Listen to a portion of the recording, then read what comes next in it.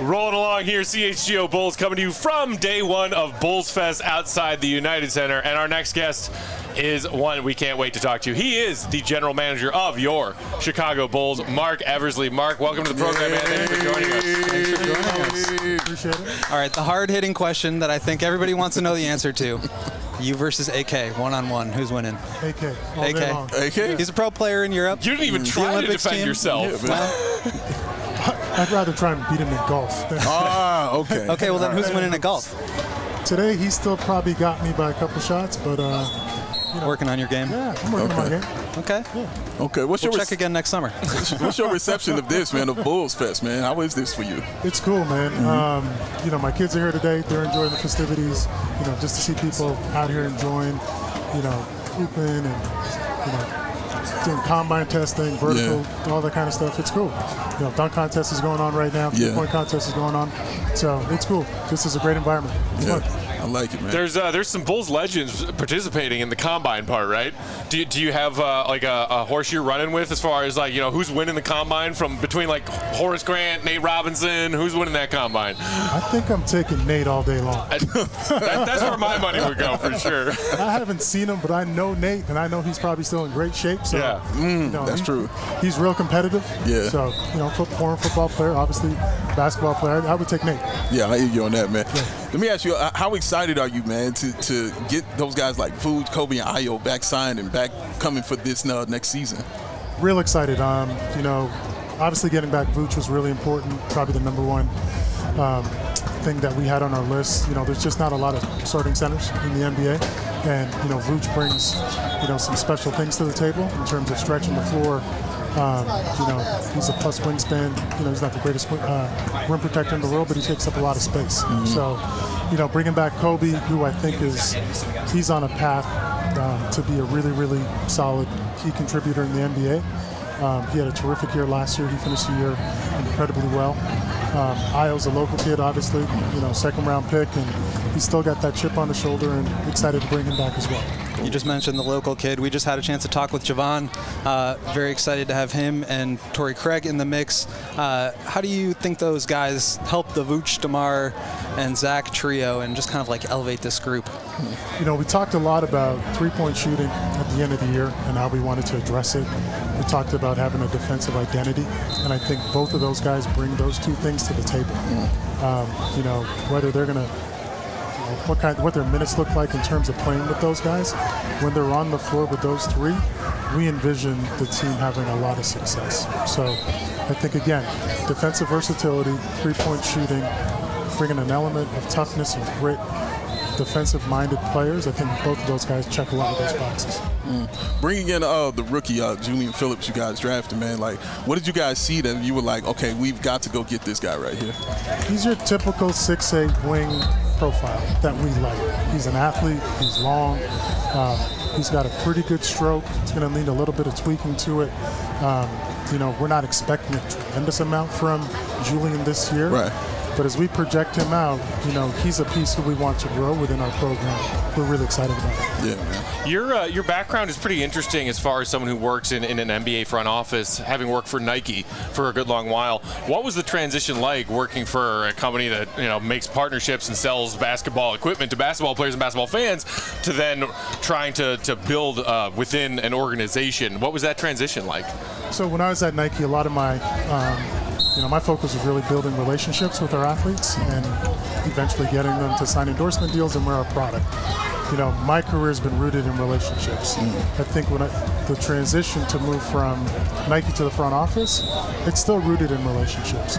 So when we went and signed DeMar DeRozan 3 years ago, it was because I had a relationship with him. I knew him as a basketball player. I knew him as a family man.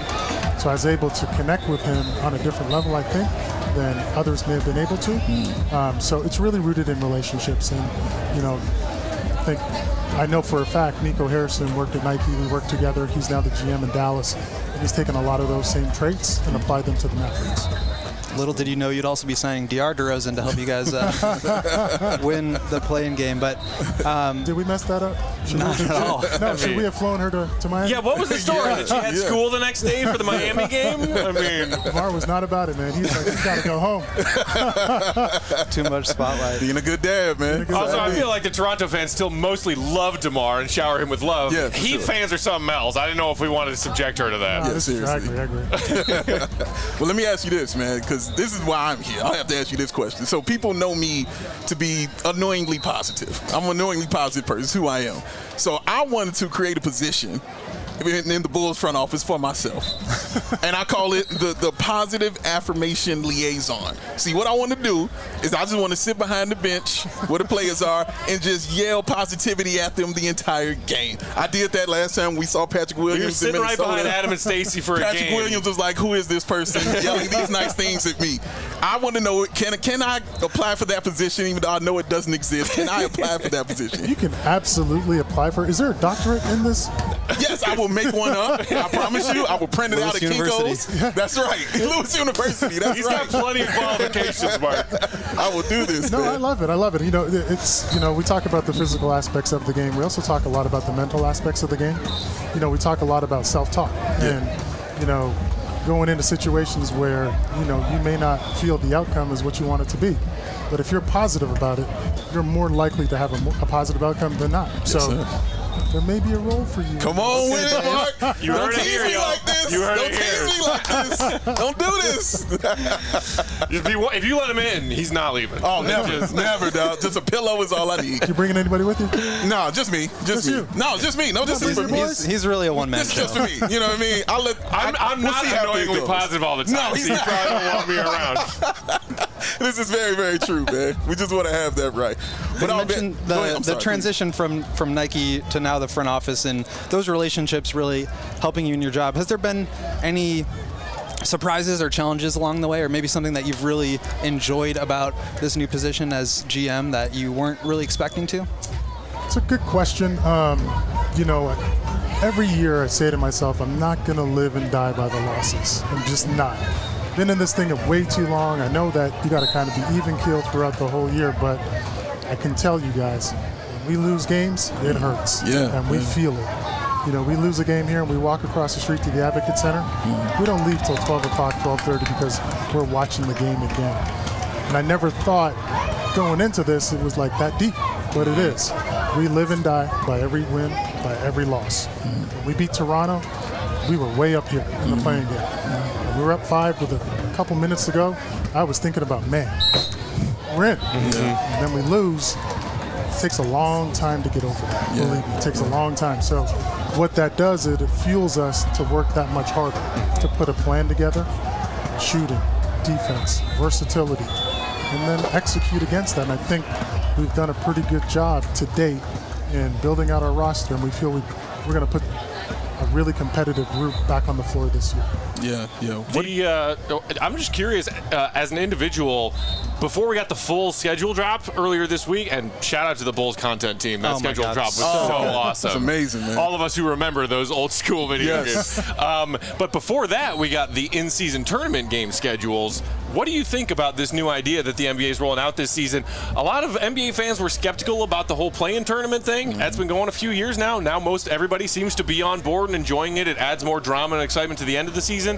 What do you make of this, trying to bring some of the Euro soccer element of something to play for in the middle of the season before the real playoffs? I actually love the idea.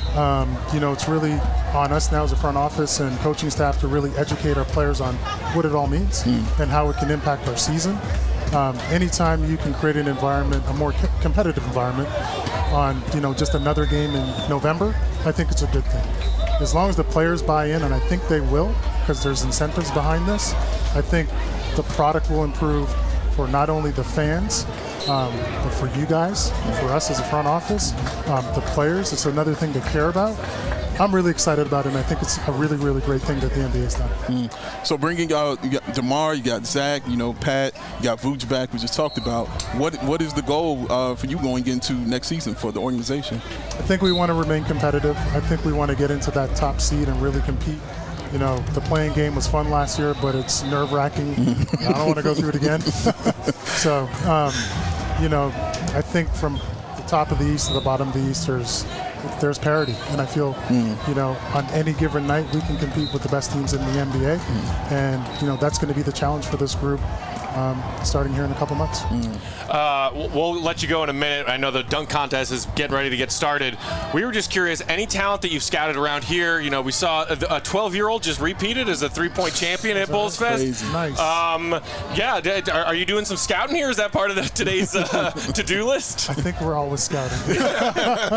We never turn off. Scouting never I heard sleeps. that. Scouting never sleeps. Well said. Most importantly, I think, Dave, you wanted to know, if you guys get into a bind later on this season, obviously, knock on wood, we hope you don't. If you need a 10-day contract or two, we're available. Yeah. Just without having scouted any of our games at all, which one of us would you sign to a 10-day contract? Now, let me say this. Let me make my point here. Here's what I can give you. I'm big, and I'll give you 6 fouls.